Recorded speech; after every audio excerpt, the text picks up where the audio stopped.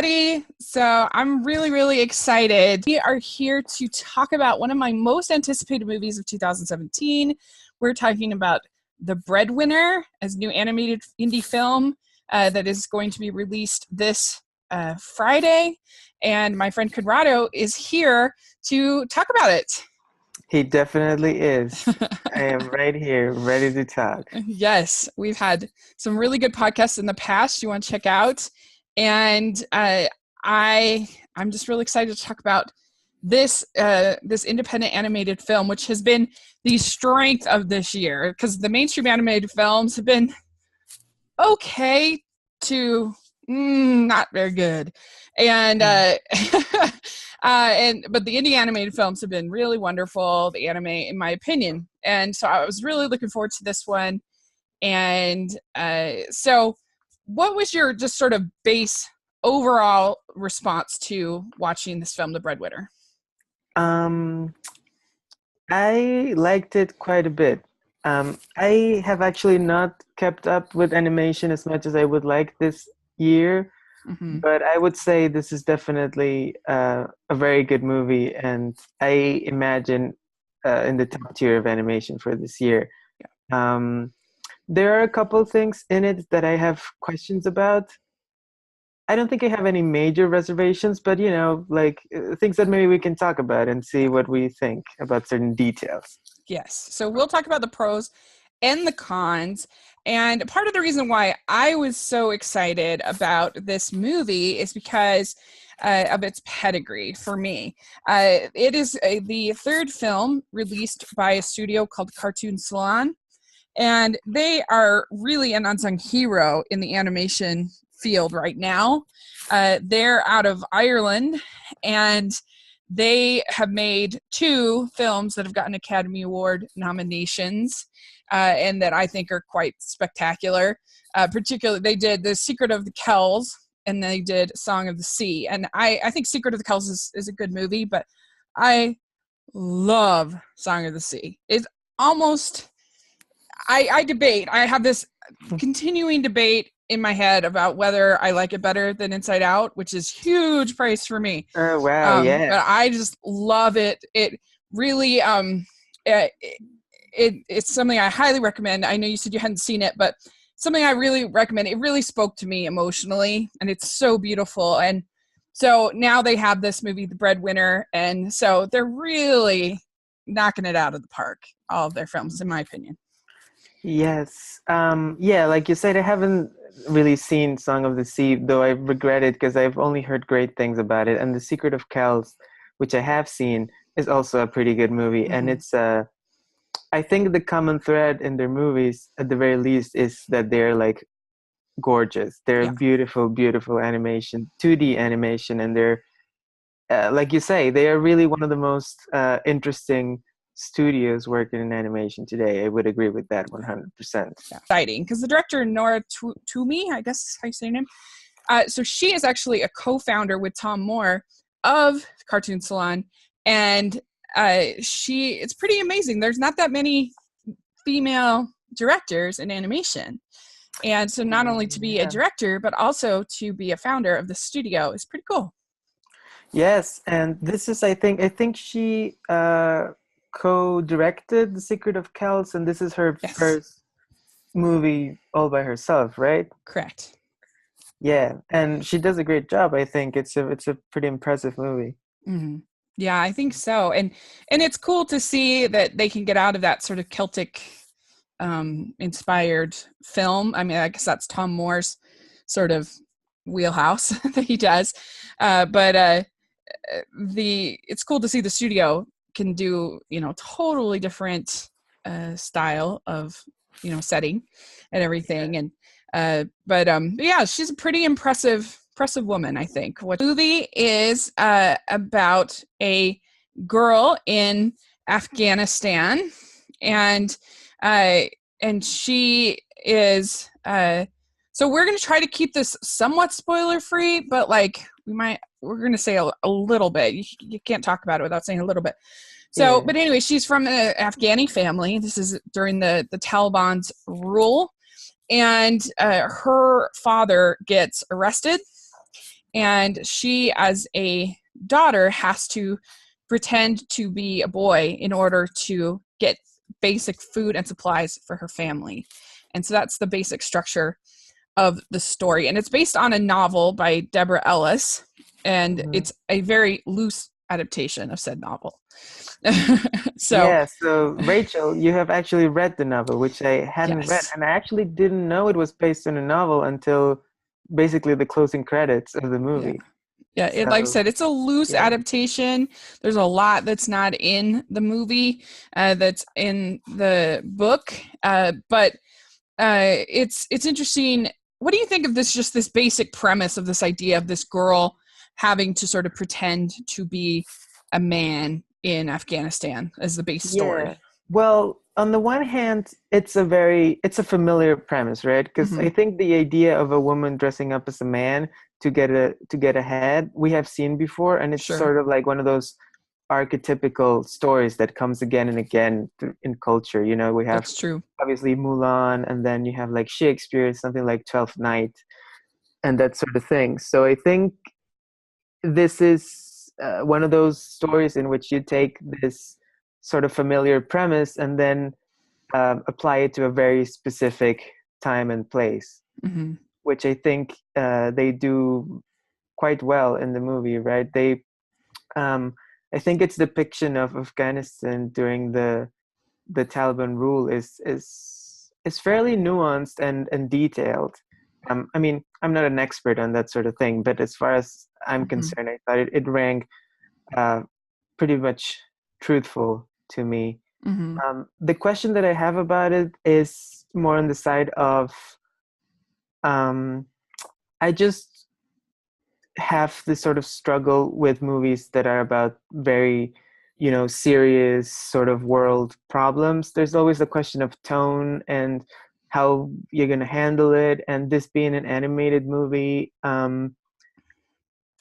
I am Yeah. not sure. I mean, obviously, animation in America, we have this whole thing of whether this debate of whether or not animation is for kids, because there's not really no reason why it should. It's just a medium. Doesn't Right. mean that it always has to be for family audience. But I do think just based on Cartoon Saloon's previous movies that Mm-hmm. they are going for a bit of a family audience. So I had this question in my head because I feel like if I was a kid and I saw this movie, there's a lot of intense moments that it maybe would have had an effect on me. Yeah, and the book has more of a the book is it's a short book. It's written for it's a like a middle grade novel, so it's written for pretty young kids. There are some darker elements that are changed, and it's made a little more whimsical in a way, and they focus more on the stories that she tells than in the Mm, book. But it's mm. also I don't know. There's something about the way that she sort of narrates it in the book that I think makes it more kid friendly, even with those darker elements. Yeah, I could see that. I actually was going to ask you about that because I get the feeling that, I mean, the movie is not, you know, everything that is sort of violent about the movie is only suggested, right? There isn't really anything Mm-hmm. shown that is particularly jarring, but you do get a suggestion of like how difficult it is for her and all the horror that she has to endure in this milieu, so to say. Yeah, I think in the book, some even like there's a long section in the book where her and her friend are digging up bones at a cemetery and selling them, and they make a good profit doing this. And and so that's like a darker thing they don't show in the movie, but in the book, it's kind of played off as more of an adventure than it is like Hmm. a dark thing, really. They're doing this sort of risky thing, and so it's sort of an adventure. And I don't think you necessarily there's never I don't think that sense of sort of like an adventure, or that she's like it's always pretty tense in the movie of what she's doing. It is, even though you get with that friend character, I think you get a lot of moments of I don't know if I would say levity, but you know, you get a sense of like life and you know, life spirit in a lot of it. You kind of see sort of like the little things that make life uh, beautiful even in these dire circumstances. I think the movie has that throughout, even though, like you say, and it's a very, heavy subject matter. Yeah. And I think it's always tricky when you're reading something, you can kind of temper it in your how you're reading it versus when you see it and you hear, like the guards, for instance, like they're pretty harsh, and we'll talk about coming, but yeah, there's just it's always a different experience of like reading versus because you provide that interpretation as a reader. And so yeah, it's interesting. I think they do a pretty good job controlling tone. I do think that the storytelling, and we'll talk more about that too, the storytelling segments do help to kind of give you a break from all the tension. What did you think of Parvana as a character, Parvana as a the lead character. character? Let's see. Well, if we're talking about an animation standpoint, uh, I think the character is very well designed. I think the design Mm-hmm. of the character is very beautiful, and I get the sense that it's inspired on that famous Afghani girl picture from, the National Geographic cover of the Mm-hmm. girl with her red scarf and the green eyes, which is kind of how we see Parvana when we first meet her. Then, Yeah. of course, she disguises herself as a boy. Um, and I think in that sense, I think the animation is very expressive, and she has these like big eyes that are also telling us a lot about her character Mm-hmm. in the way she's animated. Um, from a writing standpoint, I think she fits in a sort of a tradition of, I think, uh, kid protagonists in stories that are very focused on one goal. In this case, is providing for her family and also finding a way to get her father out of prison, Mm-hmm. and so that's what I was going to bring in the book, because I was wondering if maybe the book was told from her first person perspective, or like if you spend a lot of time inside her head, because I did get a little bit of that sense in the movie that even though her goals are very clear and we get a sense of her personality, I felt like she still remained a little bit of a personality enigma to me in certain points. So it seemed Mm-hmm. very much like a point of view character for me, brought from a book. It's kind of what I Yeah. feel about the Harry Potter movies, for example. Mm. You Have a similar. definitely get more in her head in the book for sure. And you it's definitely sort of more focused on her and less on the family as a whole, which you definitely I think see maybe a little more of in the movie. But yeah, I think that she's a good character. I think you feel for her. I think she's well voiced. I think they did a good job selecting a voice that feels like her voice. And it's, I don't know, she's somebody who isn't like some kind of perfect character. Like she makes mistakes and she gets petty and frustrated and discouraged and all those things. And she can be very brave and she can be scared. And so I think she's a pretty good protagonist for the story. Yeah, you're right. We do get a lot of her, of different sides of her. Mm-hmm.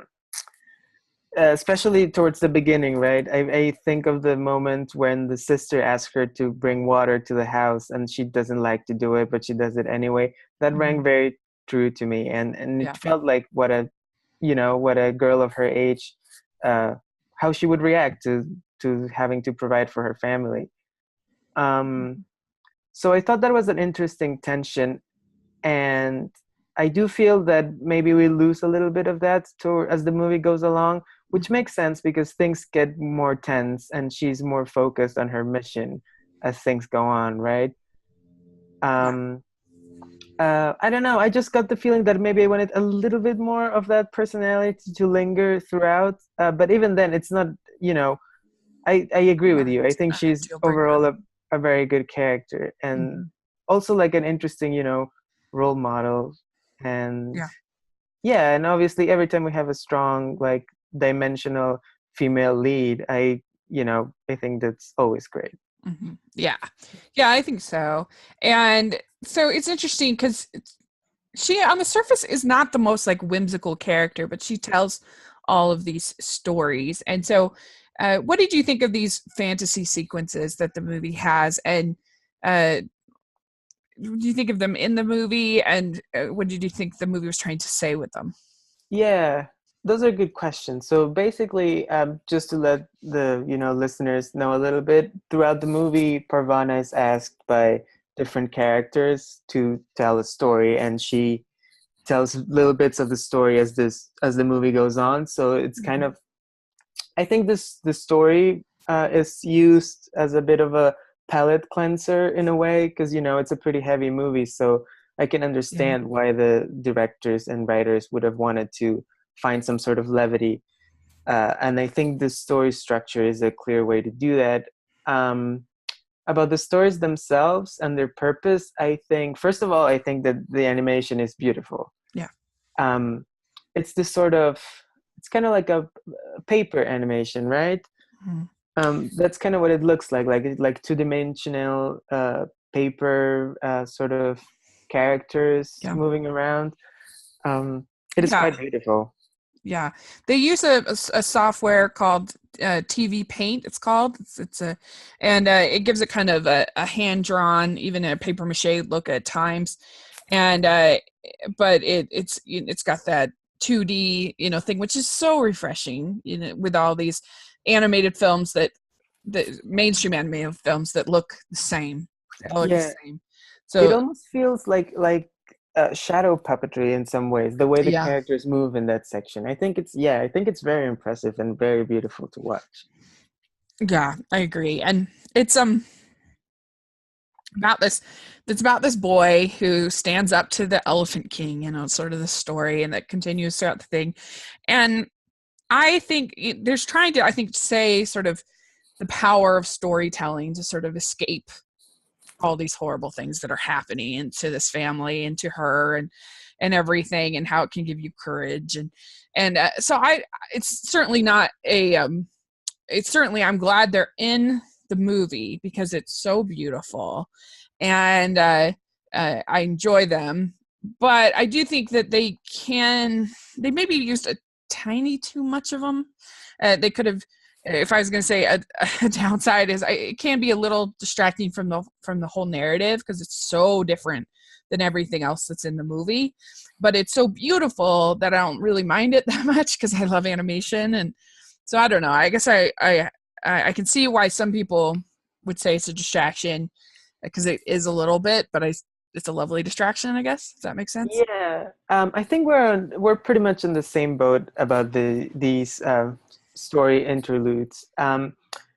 I definitely agree with you with the fact that they're beautiful, of course. I also think, like you say, that the um, I think the structural purpose of the stories is very clear, that they wanted to, change the tone for little moments, kind of give us a little bit of a breath. Mm-hmm. But I think, like you say, when you describe the story of the story within the story, um, it's a little unclear to me what exactly they wanted to say in terms of theme and that sort of thing. You say, power of storytelling, which is valid, but I think it's a little vague, and it's Mm-hmm. not 100% related to Parvana's, arc as a character in the movie. It Yeah. feels more like like a little bit of shading of her character more than something essential that required that much screen time Yeah. to get to us. um yeah, but like I say, from a structure perspective, I think uh they definitely wanted something to you know balance out the heaviness of the main storyline. And I do think when we talk about the pace of the movie and taking it out of the story, I think they do a pretty good job of keeping the story interludes fairly short, so that you don't spend Mm-hmm. too much time in that story within the story before going back. It feels Mm-hmm. almost like a little break. And I think that Yeah. was a pretty smart way to do it, even if I don't think the whole thing is 100% successful. Yeah, I think that's fair. I mean, she's not the most like whimsical character, so in a way, maybe it's a little bit interesting to have her be telling these whimsical stories because it's not like she's one of those characters that like has her nose in a book all the time. She's not like an Anne Shirley kind of character, let's say, or something like that that's very like super imaginative and stuff. So it's sort of an interesting thing that they do. But Yeah. but yeah, Yeah. it mostly works, I would say. Yeah, it's interesting because when we meet her, we don't really, like you say, we don't really get a scene in which she's like happily telling the stories, right? Like the Yeah. first time she tells the story, her dad asks her to tell the story for her little brother, and she's kind of having a rough day and doesn't really want to do it, but her dad convinces her to do it. So we kind of hear from the characters that she's really good at telling stories and that she really likes telling stories. But we don't really get that until maybe later in the movie when she decides to tell the story to the friend. That's when we get a little bit more of that like sense that she actually enjoys telling these stories and she gets something out of it. So I think maybe that has something to do with it. Yeah. Yeah. Interesting. So we see the Taliban here in this movie, and particularly there is one young man who basically like hates her father because he, because her father was a teacher and he's kind of out to get him really. Um and I have to admit, I did not know that I mean, I guess I probably could have assumed, but under the Taliban, that like women couldn't even basically leave the house without their husband. Like, I don't know. I didn't know that they Yeah. like couldn't buy basic shopping, items. Actually, incredibly traumatic when her father does get arrested, but uh the fact that like that wouldn't even play into like I don't know what they expected these people to do, but Mhm. boy, I mean it's pretty tough. Like what did you uh what did you think about the Taliban and this young man that's the main antagonist? Yeah. Absolutely. I think in terms of, uh, I guess social science perspective to the movie, I think it is very effective and instructional in kind of painting a portrait of what life under the Taliban was like. Like you say, I was in a similar position to you in which I had heard about how it was, how the rights of women were limited, and there were all these like very strict rules about everything. But really seeing it in this movie put it into perspective, right? Like the Yeah. whole story of Parvana now that her dad is gone, and basically none of her family is allowed to go out of the house, and they can't really even buy food. It really put things into a very personal perspective, and I think it's a very effective way to do that and a very valuable way to do that, especially if when you're reaching to a younger audience, right? I think it's a very effective way into talking about those issues. Yeah. Um, and yeah, but then on the other hand, you have this Taliban characters, which are um, well, the young man that you speak of is like he's just the worst, right? He's Yeah. just like a bad guy, and he has very little nuance. Um, and you see a number of male characters with that behave in that way throughout the movie. I Mhm. think towards the end of the movie, we see a character who comes to interact with the mom and the sister that I also thought was very aggressive and very, Yeah. um, uh, yeah, it feels like they don't really feel as much uh, like characters as they do like, kind of like figures to put us in the overall mood of what the Taliban perspective was Yeah. like. Um, yeah, so I don't know. I mean, I think that's sort of the thing that you run into when you want to deal with these, you know, geopolitical issues and make movies about these circumstances. You always have to thread the needle when you're, you know, depicting these sort of regimes. And the irony is that sometimes you're doing a very accurate representation of what they were like, but just because of how we're wired to process stories, they might ring like exaggerated or false, even though they aren't. It's a weird needle to Yeah, thread. it's true. That's a really good point. And also, like, you have to remember that this is coming from the perspective of a child, so like it's going to be maybe the exaggeration is going to be understandable because that's the way most kids see the world. They see it in somewhat black and white kind of terms. But I don't know. It's harsher than in the book. There are definitely some. I mean, I guess she does have in the movie. She has the one shopkeeper who's willing to help her a little bit and try to help her to her father.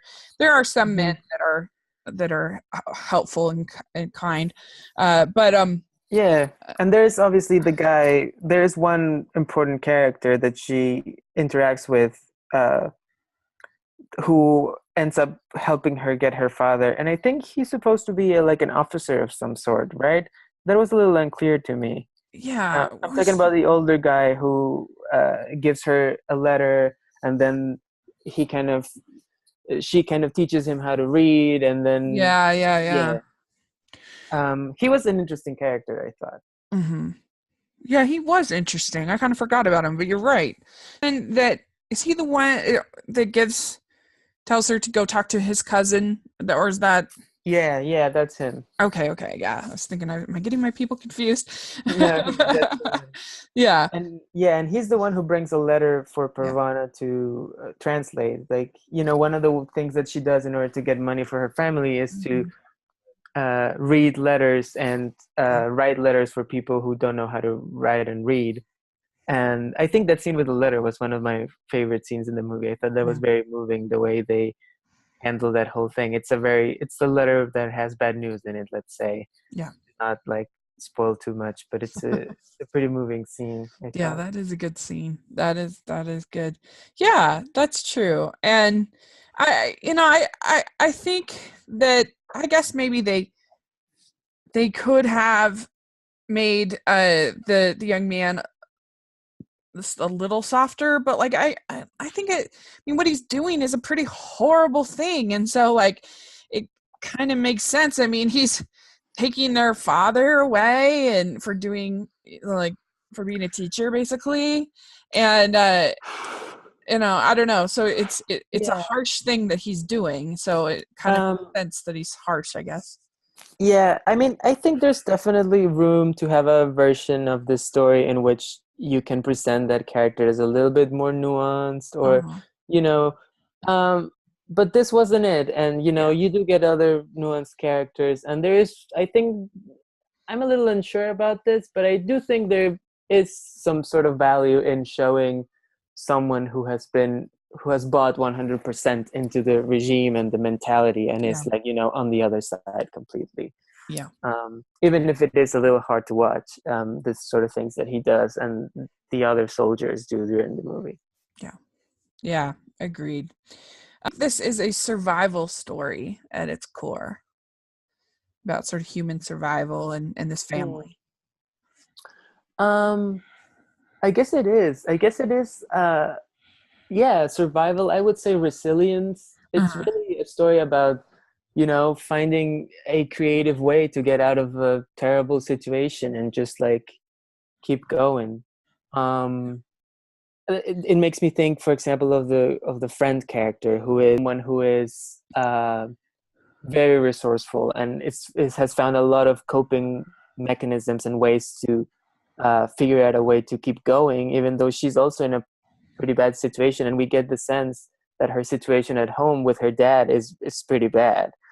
Um, so I was actually very moved by that character. I think that might have been my favorite character, and I was really interested in her personality and how she was very, inspiring to me. The way she was trying to get through this whole thing, and she found new ways in which she could just keep going no matter what was Yeah. going on. Yeah, it's just a very hopeful character.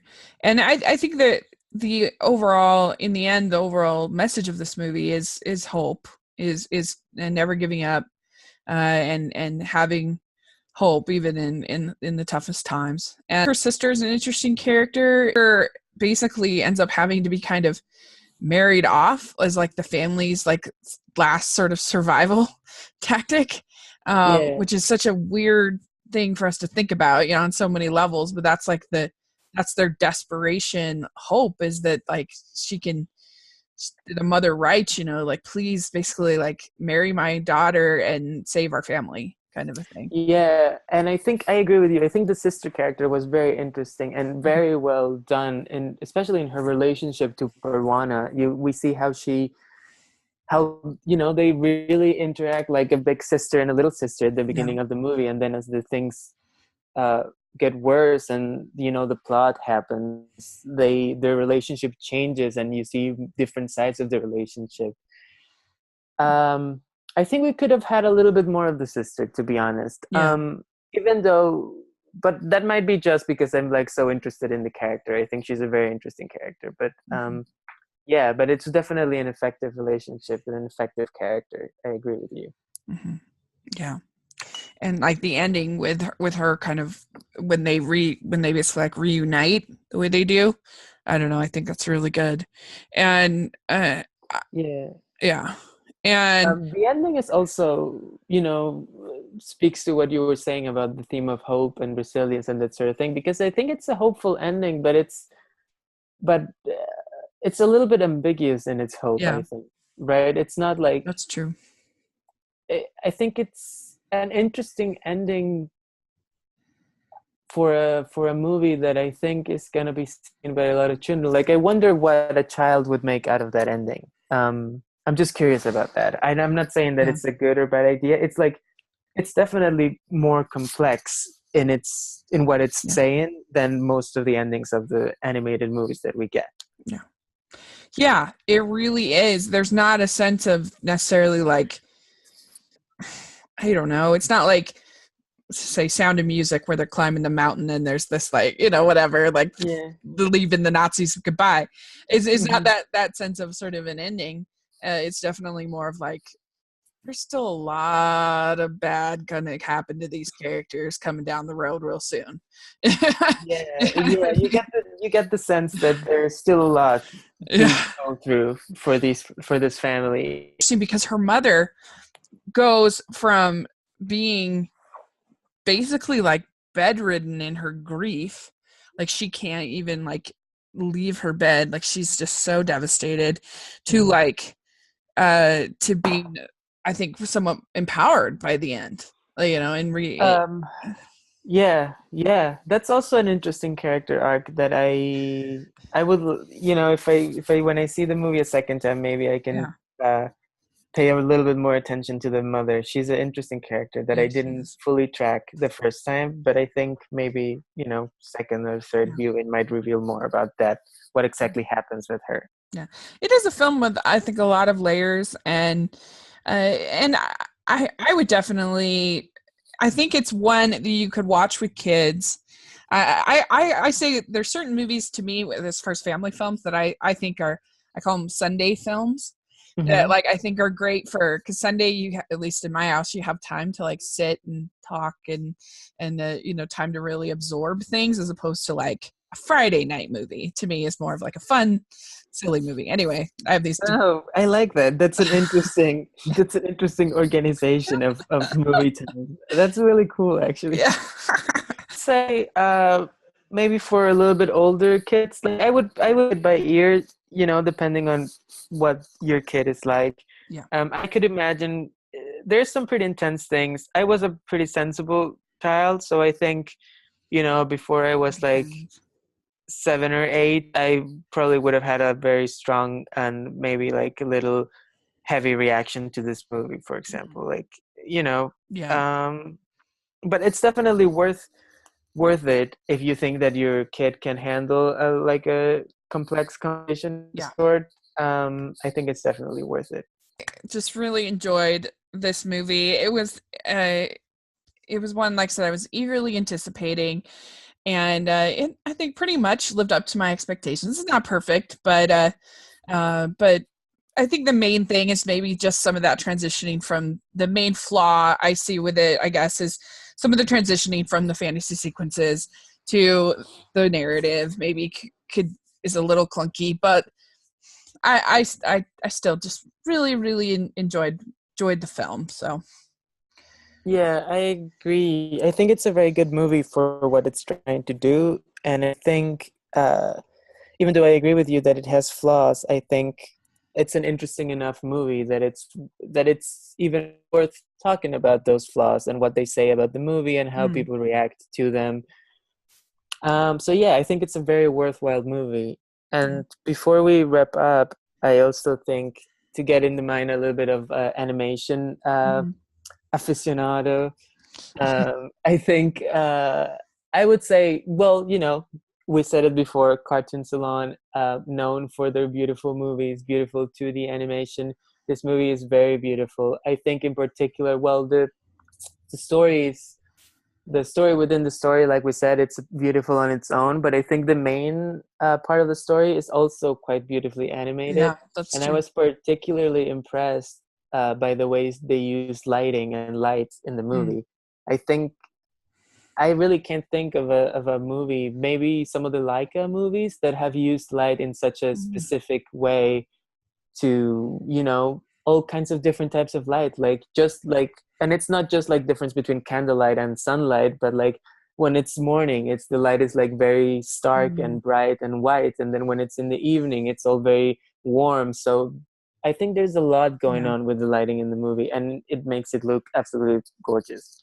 I agree. I think it really helps create tone. I also think that the score is wonderful in this. I think it manages to work for both the whimsical parts and the really tense parts. And I think I think they did an excellent job with the score of the movie. It just helps a lot. Yeah, I think if anything, the score is one of the things that helps the most in bridging between the two stories. And even though I've heard some people complain about the transition, but I think the score does a lot to make it as seamless as possible. Agreed. I totally agree. So I think you on Letterbox you give a 3.5. Yeah, I'm not taking those ratings too seriously at the moment, but I think I could. It was between a 3.5 and a 4 stars, so I think I could bump it up a little bit. It was a very good movie, I thought. Yeah, I give it 4 on Letterbox, also 4 stars. I think it on rewatch it will even improve. And we saw this both on a screener, and so I'm really looking forward to actually seeing it in the theater, getting that full experience. Yeah, that would be great. That would be a really worthwhile experience. Yeah. My guess is that it's opening in limited release this weekend or next weekend. Probably, yeah. And then it's gonna expand slowly. Yeah, LA, New York, and comes to Salt Lake Film Society at the Broadway Theater on December 1st. Here in Utah. So you want to check out your art house kind of cinemas in the next 2 to 3 weeks.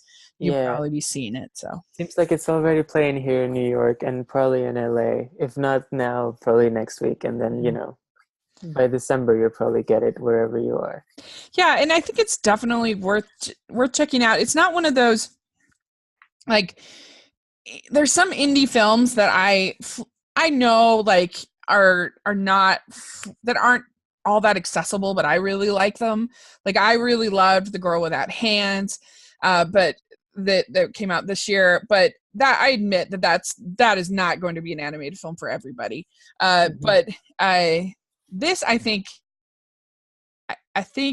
it has enough. It's an accessible movie. I really think for an average moviegoer. I don't think you have to be like an indie person to like this movie. You know what I mean? I do know what you mean, and I agree with what you say. Yeah. So okay, well, thanks for joining me to talk about this. I really want to try to get the word out about these movies because it really has been where it's at in animation this year is with these indie films, and this is one of my favorites. So I really appreciate you joining me to talk about Absolutely. I'm always happy to be here to talk movies. it. Oh, thanks. And so, where can people find you?